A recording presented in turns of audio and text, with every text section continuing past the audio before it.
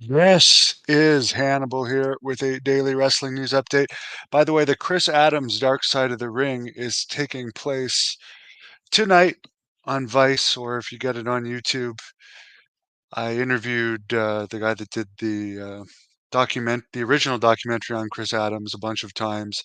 And if you want to see the clip of the guy that killed Chris Adams talking about why he did it, click the link in the description of this video.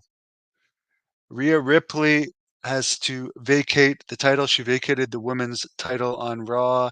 They're going to create a new women's champion on next Monday's Raw because she's going to be out for approximately 3 months with an AC joint sprain in her shoulder. So she probably had the most momentum going for her of any woman. So that's too bad. Raw was in Montreal, and supposedly only about 11,679 tickets were sold, which is good overall, but it breaks the sellout record because even with the huge stage cutting off most of the arena, they still could have fit 14,000 in there, and of course the full arena can fit around 20,000 in the Bell Center. So Sami Zayn and Kevin Owens couldn't pull off the sellout there. They would have needed The Rock.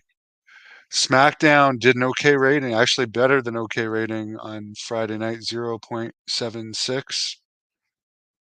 The Friday night Rampage number was one of its all-time lowest, only 0.08, with the main event of Jay White versus Matt Sydal. With Ric Flair on the roster, hardly using him. Apparently, Matt Hardy's contract ended only recently ended, but he'd hardly been used since January. There's so many people with name value that they don't even use on these shows. Like, for instance, Brian Danielson, you see him wrestling in CMLL. You see, what's his name? The other guy from the Shield that just won the New Japan Championship, John Moxley. He's in New Japan, but they're not even using him on their own shows. I know he's going to be on Dynamite this week, but it's almost like they only care about Dynamite.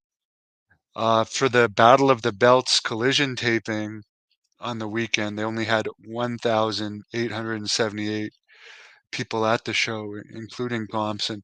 Apparently, recently, according to the reports I've read and some of the videos I've seen, Tony Khan's been coming out after Collision and almost begging people to stay for Ring of Honor because they just want to leave after sitting through 3 hours of wrestling. And Ring of Honor airs on Honor Club. They do use a lot of AEW talent, lower card, but like who wants to stay after watching 3 hours of wrestling to watch a bunch of nobodies that most of them are small as well. I don't know. I just think Ring of Honor is overkill. The Rock is looking to come back at next year's WrestleMania, so don't necessarily expect him to get into a major program until then. Speaking of small wrestlers, Alex Shelley and Chris Sabin are going to join AEW's inflated roster.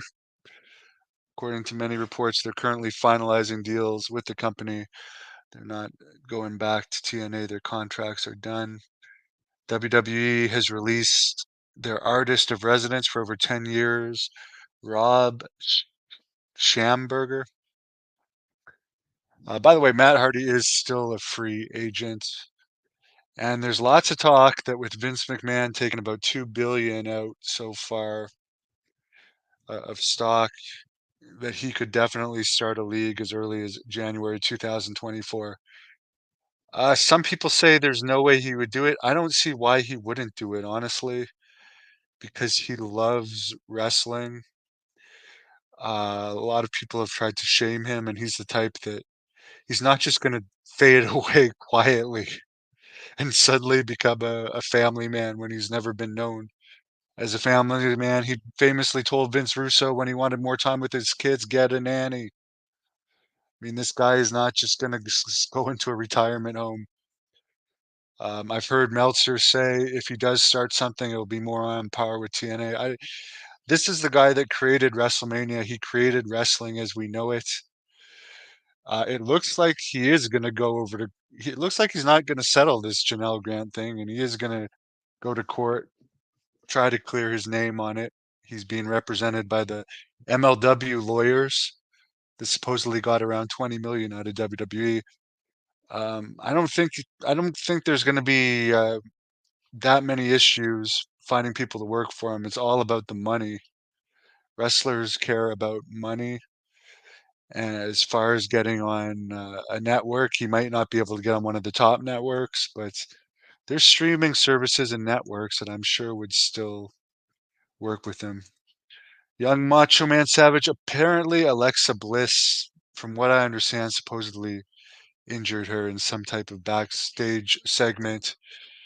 Doug, for some reason, this Alexa is going off, so I think I'm gonna have to shut down here. But hello, Doug Masters.